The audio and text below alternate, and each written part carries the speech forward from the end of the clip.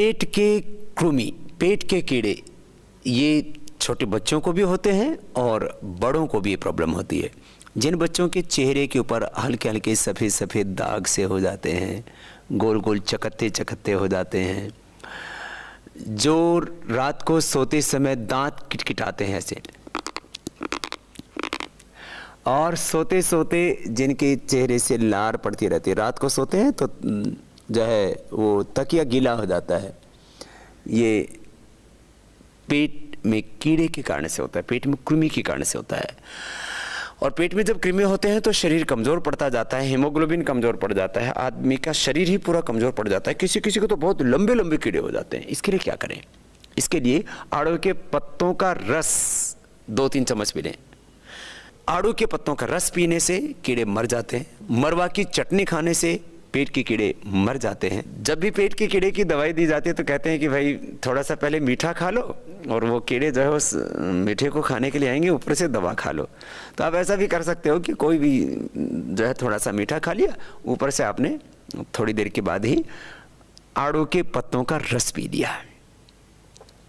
आड़ू के पत्तों का रस जैसे आप पीते हैं, आड़ू के पत्ते का रस जहाँ भी जाता वहीं कृमि मर जाता है।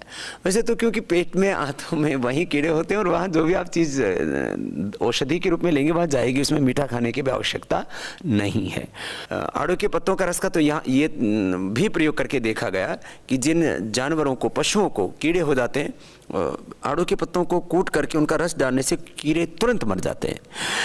और कमीला चूर्ण, ये पंसारे के यहाँ से मिल जाता है, जो आयुर्वेद की जड़ी बूटियाँ दवाइयाँ रखते हैं। कमीला चूर्ण भी 1-2 ग्राम सुबह शाम खाने से पेट के कीड़े मर जाते हैं।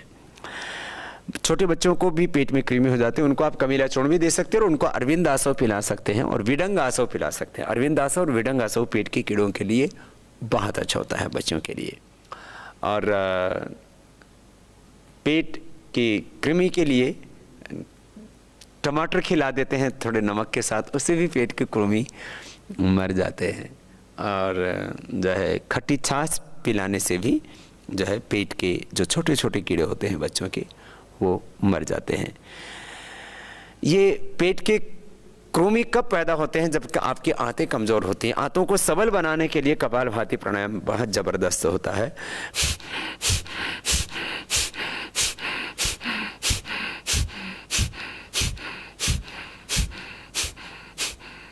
कपालभाति प्राणायाम करने वाले को पेट में कीड़े पैदा ही नहीं होते, और यदि पैदा हो गए हैं तो अपने आप ही मर जाते हैं।